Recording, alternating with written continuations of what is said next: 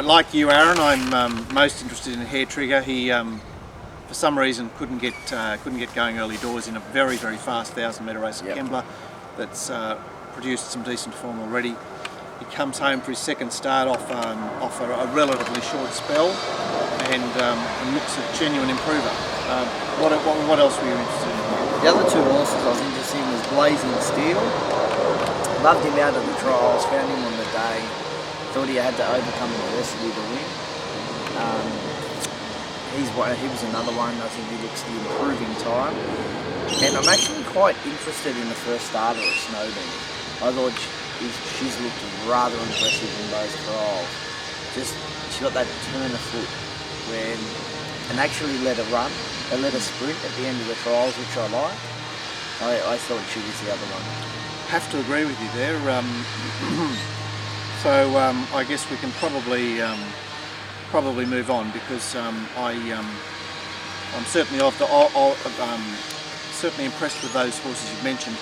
The other one I want to talk about is Star Cross, who started long odds on debut at Scone, beating Barbas off a fast trial at Gosford. Prior to that, it's returned with two very fast time pushed out trials, and will be very competitive, I think. Race 2 is a mares race over 1,400 metres, and El Lou, who returned so well a fortnight back, is favourite at $3.80. Harlem Lady is $4.60, Pioneering $6.50, Distraught is $7, and Out Seeking Asylum at $10. I thought here that Lafayette with the blinkers back on would be keen to take it up, and the Distraught would track her. And I'm not sure what he plans to do on the favourite, because I sort of need him to have a plan here. On El Lou? Yeah. Would you like to see it closer? Well, I just, it's just an awkward sort of setup. He looked so good slotting into just ahead of midfield the other day and powering away. I don't know whether he plans to sort of try and ride it quietly from that gate, or push forward and try and get an on-pace posse, but it just looks a bit difficult if he tries to push forward. It's always icky. There's a couple of things with that. I don't like seeing those run-on horses pushed to be ridden out of their comfort zone. Yeah. And I always get a little bit nervous when these Chris Waller horses go so well fresh and then go to second up. They can just race flat. Especially she's got a fresh up record, and not so much a second up record. So look, there are a couple of niggles with El Lou. I mean, she was dynamically impressive at her first up run for Waller. This just could be a sort of a different sort of race. Having said that, you're sort of scrapping around with she's the horse I want to land on, but she's there with question marks. And you're not getting 10 to 1 to find out either. No, well, obviously there'll be good interest in the other Wallers, Pioneering and Harlem Lady, because they're down in the weights. Yep. Seeking Asylum's on a quick back up. Distraught was scratched from last week and should posse right there. It's a race for number 2 to lose, and I'm not sure if. Hey, would you lean to Distraught as your second pick, just for the positioning and where she's going to be? I think so. She's well exposed, but she's just there. She's transfers won this race last year just by being there. Yep.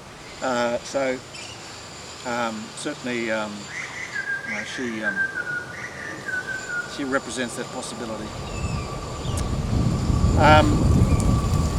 Race 3 is a highway race. Back to the short course. We haven't seen a highway over 1,000 since October last year, and the market sees Starshaft and Portatorio at $4.20 each of 2. Out to Beau Tirage at $6, in Vienna at $8, 3 sheets at $9, and Bowie's Bay the next pick at $15. Thought it was fairly keen up front that Beau Tirage would make use of his alley. Portatorio will obviously push forward. Clevedon House looks to go forward from the wide gate, and any number of other runners could be persuaded to be on the speed. Any angle here? Well, Beau Tirage, he comes back to 1,000. It's a horse I think we've both found looks to be deadly. Looks like he's ready to win, and he just hasn't delivered. Does he get his chance here back to 1,000? Probably. Look, he was in a bad spot the other day. Yep. So I know that Starshaft held him fairly comfortably at the end, but he's back to the 1,000. Starshaft gets a very different position here. From a wide gate, he just goes back. Yep. So, I mean, Boat Tourage should be a few panels ahead of Starshaft in the run here. What have you made of Portatoria? Well, Jenny Graham's a very capable trainer, and this fellow got certainly improved a lot in his second preparation. Ran some good times and did the job well. Returns here with a tongue tie on. Obviously, he's a key runner. And probably entitled to be around about that mark in the race. 3 sheets interest me with Rory Hutchings on and Robert Thompson off, and in Vienna. And in Vienna, well, they're pretty much tied together. I mean, they're sort of, you know, they're fresh. They're coming out. That's going to form. Well, they're the provincial country championship form. The other horse I'd like to mention is Razor's Legend, which won a maiden at Canterbury 2 starts back and then went into a Saturday 3-year-old race. So he's had his last 2 starts in proper city races, sort of, and has trialled, and it just could be a wild card. But so which way you're leaning? Oh, I'm tipping number 1. This is last chance for number 1. Last chance? Well, it gets 1,000 metres. This is his one time, isn't it? Yeah. If he can't win here, or lose with excuses, you've just got to let him go. Yeah. Yeah, I'm leaning his way, and I think I've always had a little bit of a rap on Portatoria. I do a little bit of that farmers, North Coast form. Yeah, Mid-North Coast form. Mid-North Coast form. He looks a nice horse, and I think she's quite an astute trainer, Jenny Graham. Sure is. Okay, race 4 is a 2,000 metre race for 3-year-olds, and El Novio is our favourite at $5. Colonel Custer is 6, out to Spanish Stride at 9, Reitzer at 9, Storm System 10, Pennsylvania Avenue 12, Not a Gypsy 13, Chiller at 14, Destination Tucson at 13, Hersley at 13. It's a clustered market, and Colonel Custer looks our leader again. Sonoris was used up when fresh the other day to race outside. I'm sure that's perhaps not the plan tomorrow. Yes. But I mean, he can certainly be on speed. Storm System 8 not far away. Rates are not far away. Not sure what he wants to do with Hersley on the quick back up distance, but an interesting runner there. And what about Destination Tucson stepping up in trip? Would it sit closer from the go? Certainly. It's you know, she's a high chaparral that's struggled to get into her races because they've been principally too short. Yep. I'm a little bit keen on her at the each way odds. You heard it first on the Punters Show preview show. Aaron Macy, Destination Tucson. She was originally with Gay. I remember finding her in the trials early as a horse that looked to have little bits of ability, obviously going to be looking for further.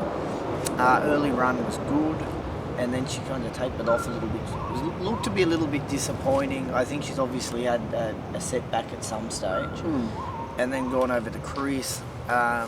First couple of runs wasn't suited, and then I thought she was incredibly unlucky. She should have won that day at Randwick. Yeah, in the Pennsylvania Avenue race, I agree. Blocked for a run. She's not a horse with a blistering turn of foot. She's a momentum horse, and she was held up at a vital time.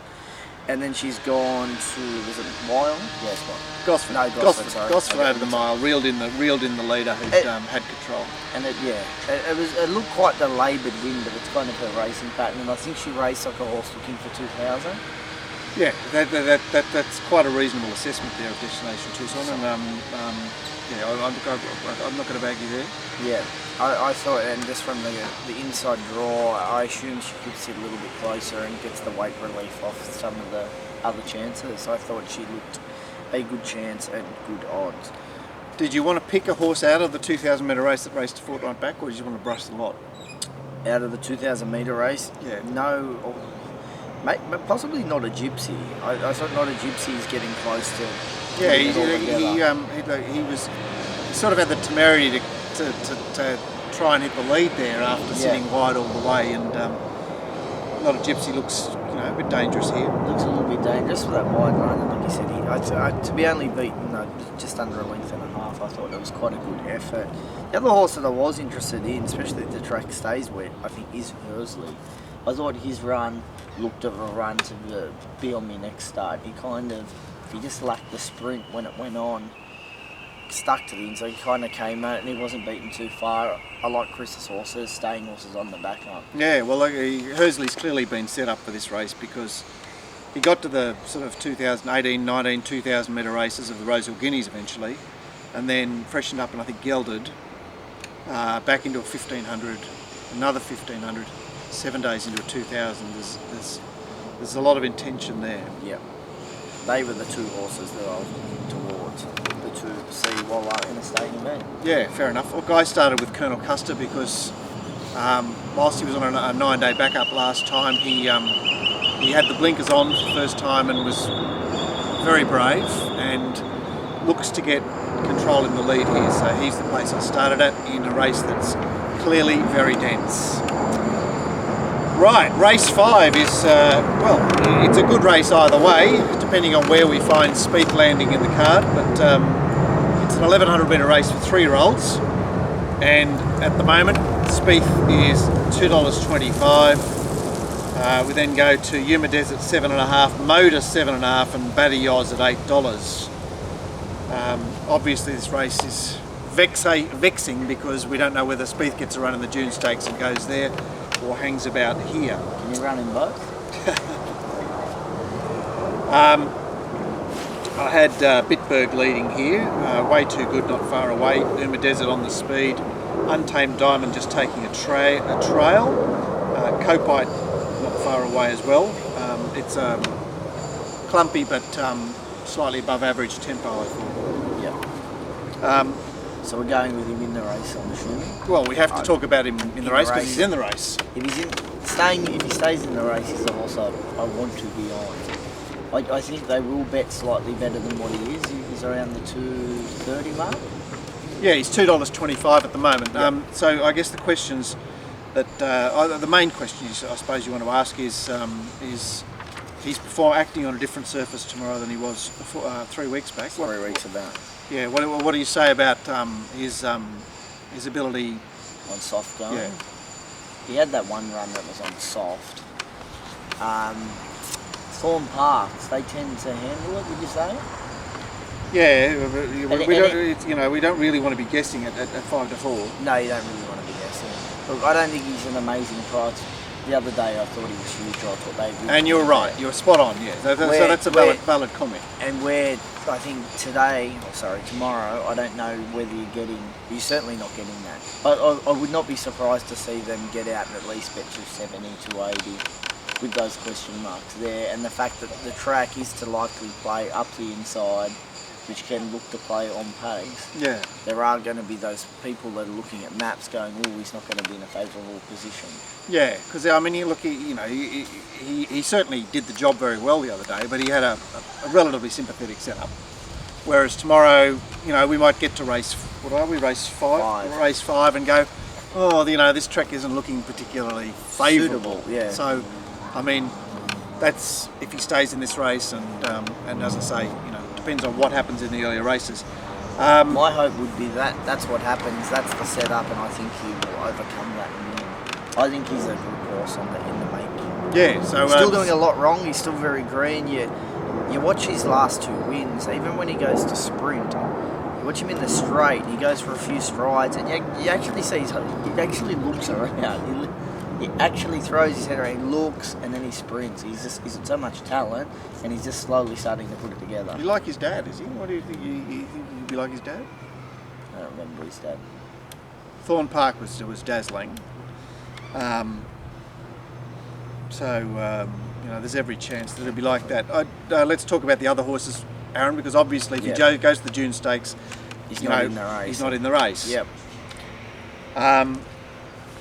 Yuma Desert? Well, Yuma Desert's won twice at Canterbury. I wasn't jumping up to Yuma Desert. Bull Rush won twice at Canterbury. He did indeed. He did indeed. This could be the new form line. Well, it could be. I mean, I doubt it, but it could be. It's been a horse. I know that it was a stable. I think there's a little bit of rap from the stable early. Been a bit disappointing, and now it's come out and it's strung 2 wins together. It was obviously suited first up up the inside when it won by such a big margin, and then it was obviously opposed at some stage last start, and it's held on to win again. And I think Vendekamp's not exactly hopeless either. Down in the weights, I'll give it a chance if he's not in the race. Well, look, I want to talk about Bitburg.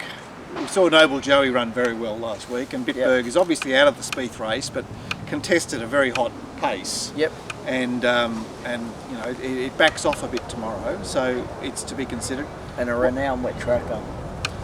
Way too good. Seemed to do it relatively tough at Scone. Aaron, she just sits there and minds her own business. Does she ever win this horse though? No. She just doesn't win. She looms. There's so many times I look and go, oh, you next start. No, just it seems to be a horse that just fails to deliver. Untamed Diamond, I thought, was a horse that did something at her Australian debut at Canterbury. She did a bit of work. Batty Oz is one of those O'Shea touted types that... There's another one, being impressive type, looks the part. He's a bit like, what's our friend... I know who you're thinking.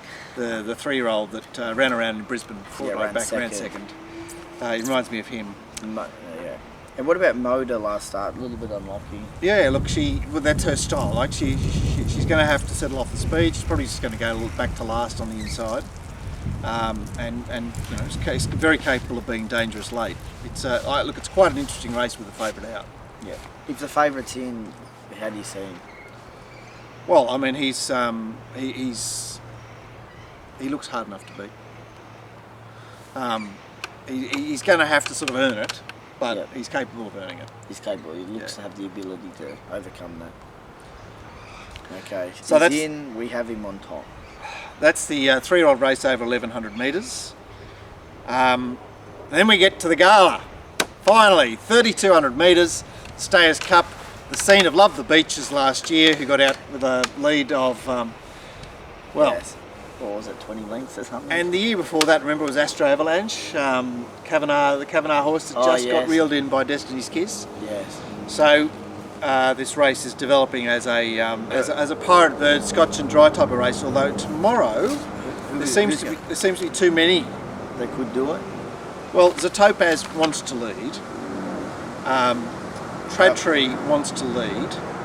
Shusha Shark did it a couple of starts. Would like to lead. Yeah. Reby the Red will be on speed. Tremec would even sort of like to lead if possible. And Tunes is an on-pacer that's been going around and around and around in everything, and did run second in the Adelaide Cup recently over this trip.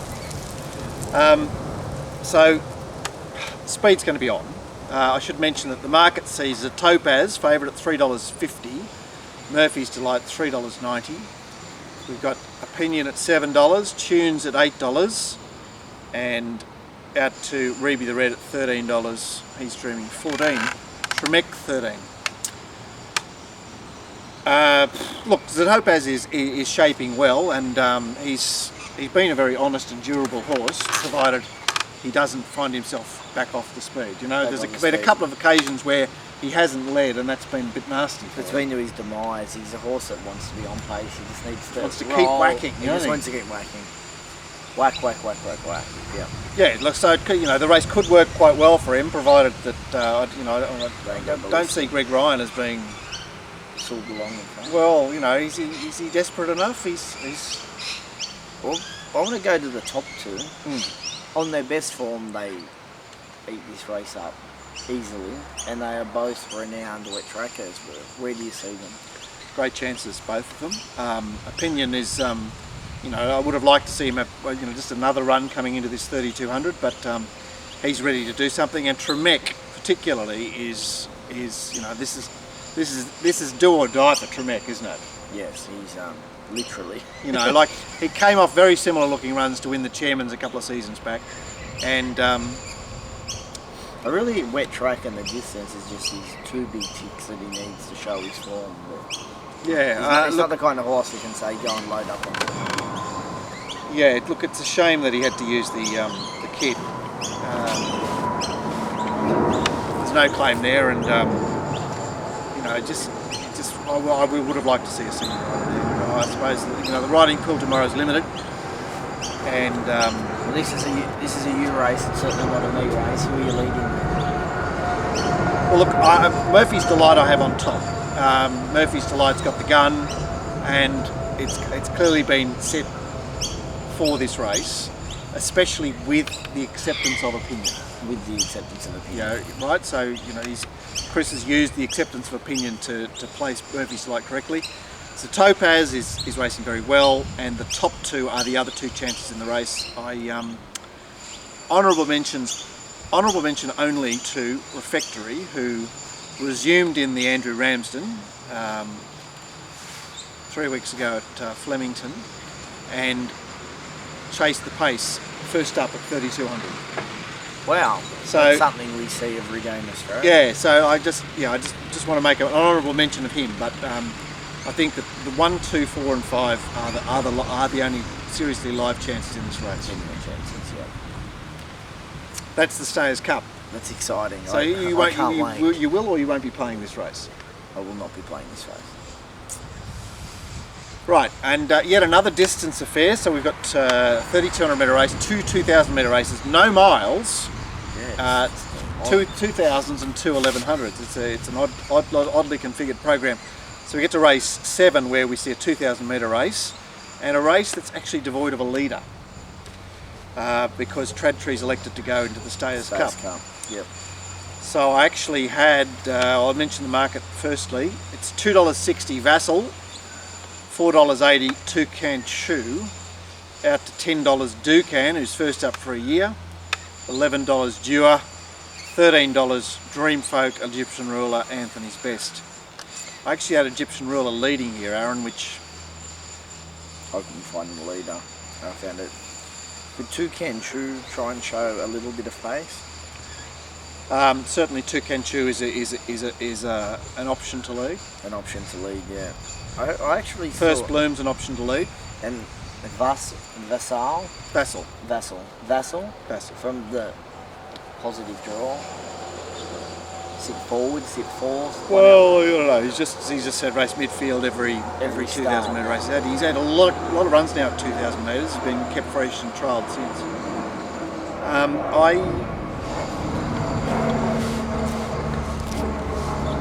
I think he has had more. His last two starts have been more suitable for him. Yes. Yeah. Because we saw last start bloody fly till dawn, just climbing over their backs there in the straight. And I know that Topaz has run well since out of the race, and Hong Kong horse, what's his name, ran on Wednesday. He acquitted himself quite well on Wednesday, but I just worry for Vassal at a tight quote tomorrow. So which way are you leading if you're stepping away from the front? Well, look, Egyptian Ruler, I think that he did it pretty tough here a fortnight ago. Yep. And were he to find the front, he represents a good chance. I'm a little bit chary of a Toucan Chew because he came back to the mile to blouse them at Sandown and has had time off again. I mean, obviously I like the fact that he's won his last two, but Any mention the Dewar, won at 2,000 last start, went tracker. Obviously he's prepped himself very well. I mean, his runs last winter were acceptable, and he's got to be in the race. I found him a little bit disappointing, so I thought he looked to be a horse that might make that break from the bush to some of the Wednesday races, and a little bit disappointing. But I think now that he gets out to the 2,000, it actually could be his trip. Certainly in the race. Anthony's Best is racing very well, albeit all at Hawkesbury. And First Bloom was, she did something at her second run for a new trainer a fortnight back.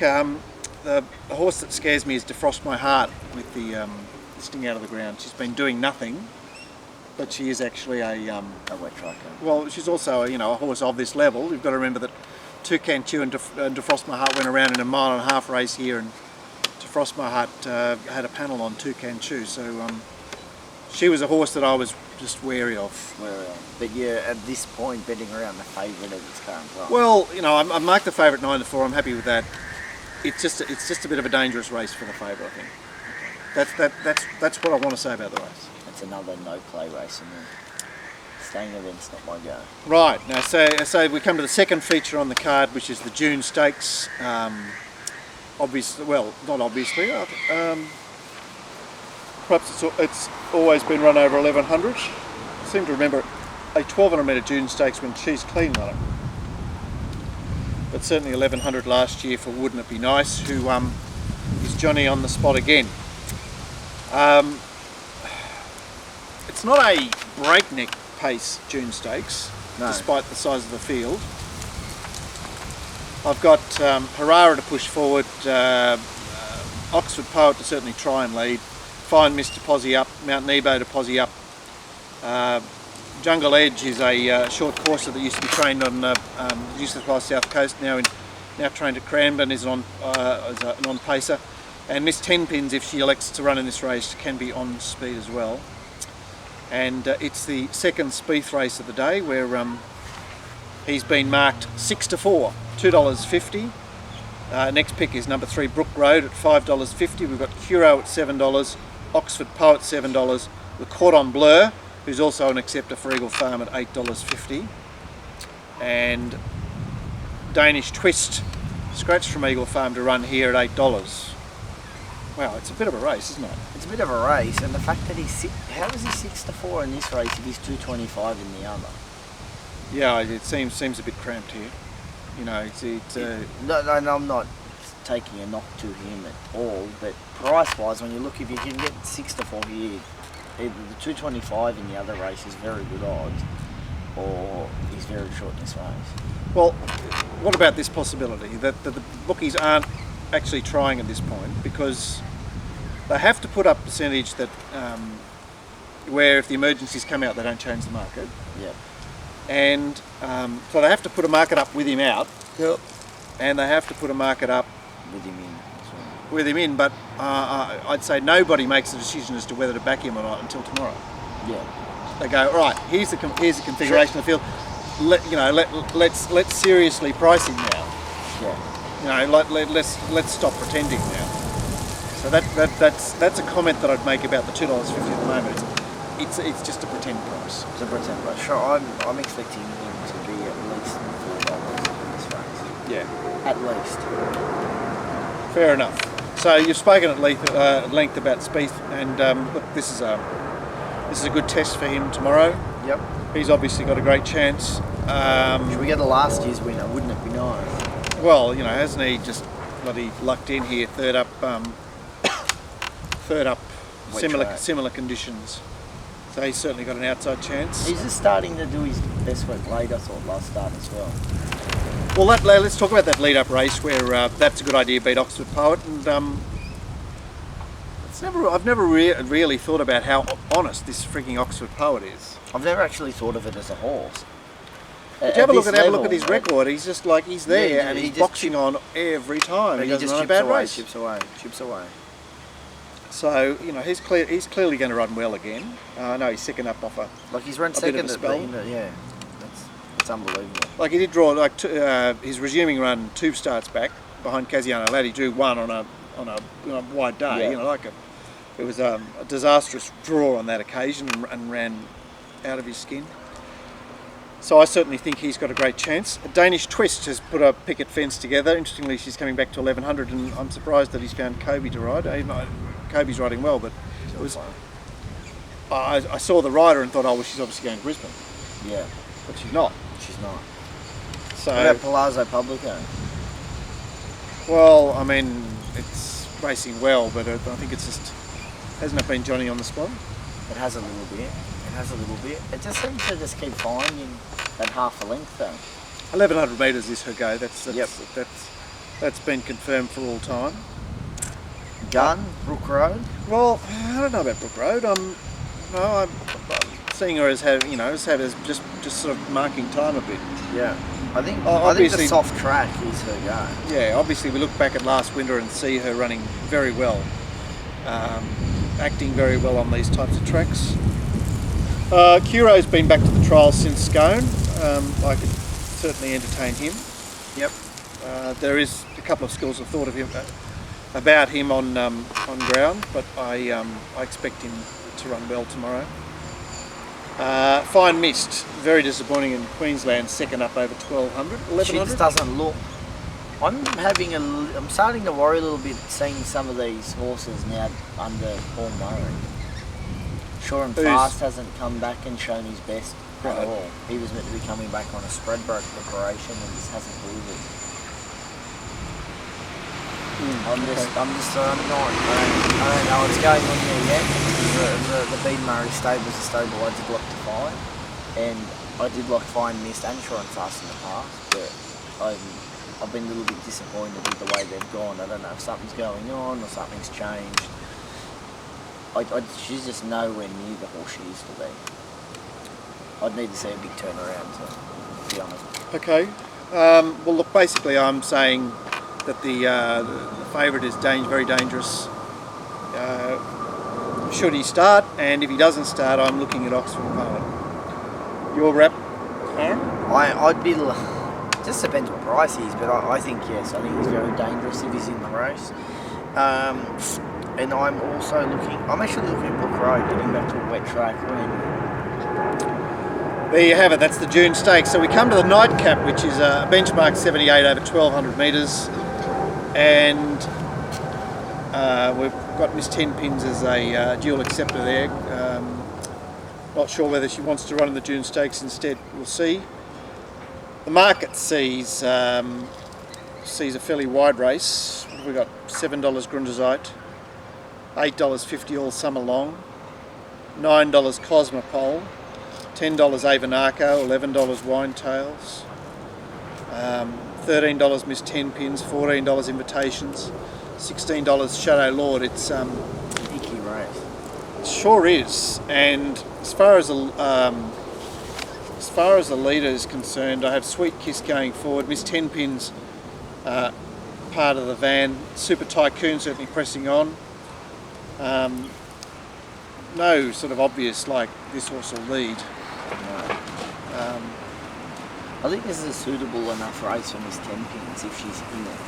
If this is she ran well last time. She's returned very well, hasn't she? Her three runs back have been very good. Her 3 runs back have been very, very good. Cut out of the track's good. I think she's a big chance here. I think if this was the race she's in, she's going to settle in that first fall and take a lot of running down over that final 200 metres. Yes, I started with Miss 10 Pins. Should mention that Star Shaft is also a dual acceptor, and I think is better suited in this race than the 1,000 metre race. Yep. Do you remember Winetail's first up? She actually cleaned up Miss 10 Pins at this. Sorry, was it the 1,300 or the 1,200 last preparation? Maybe the 1,300. I think it was 13. No, it was 1,200 by Echo Gal. Jay McDonald. Sorry, Rory Hutchins got lost.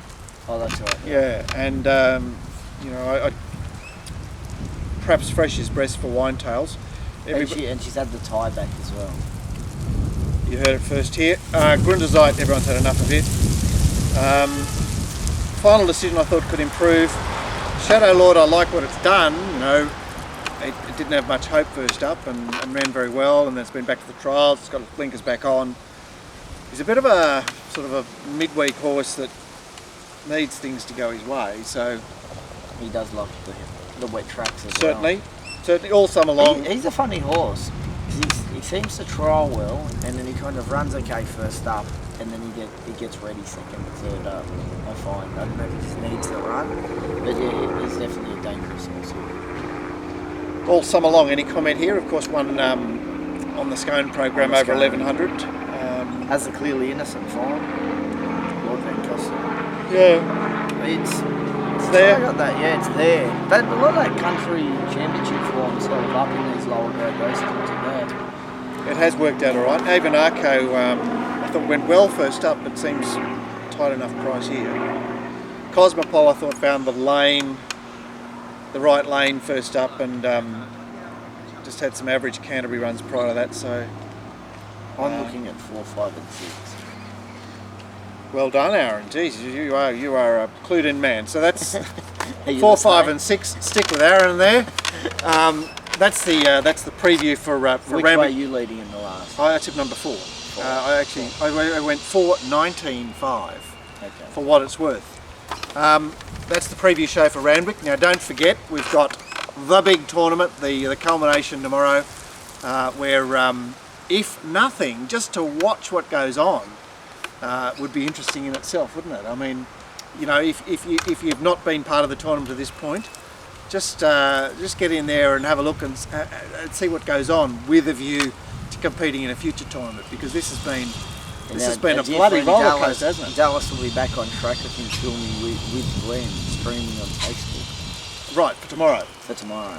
There you go. There it is. So there'll be live commentary. So it'll be ball by ball. It will be ball by ball. It'll be interesting to see where Glenn's sitting midway through the day. Right, so that's the tournament. We've got obviously product right down the eastern seaboard and into Adelaide. We've got from the top John McLeod in Brisbane. We've got John Walter and myself doing Sydney. Now, don't forget there's a hefty program coming up. We've got Randwick and Kembla tomorrow, Hawkesbury Sunday, Canterbury Monday, Kembla Tuesday, and Warwick Farm Wednesday. Down south, Darren Potter for Melbourne, and Warren Huntley's Mounting Yard Mail. Don't forget Glenn's Mounting Yard Mail in Sydney. Aaron Barbie in Adelaide, and the race speed profiles. Race speed profiles for Brisbane, Sydney, and Melbourne. So, have you had a look at the Brisbane card? Stradbroke tip from Mark Lamborn? No, I haven't. I'm waiting for your tip, Aaron Macy. What are you saying? I'm sticking with the marvellous Music Magnate. All right, Music Magnate for Aaron there at the Stradbroke. That'll be a cracking card. First look at Eagle Farm for 2 years. Yeah, 2 years. So, but 2 years to the I dice. guess it'll be dry. I was talking about watering it apparently. Unbelievable, isn't it? Absolutely unbelievable. And a little bit of news, a little bit of trivia. We are getting closer to getting a new Kensington track. I'm hearing whispers. Well, a new one. You mean like A new Kensington track. Okay. Well, we'll discuss that further on the Punter Show on Monday. But in the meantime, get involved tomorrow, because it's a great day to be involved, and there's no risk on the weather.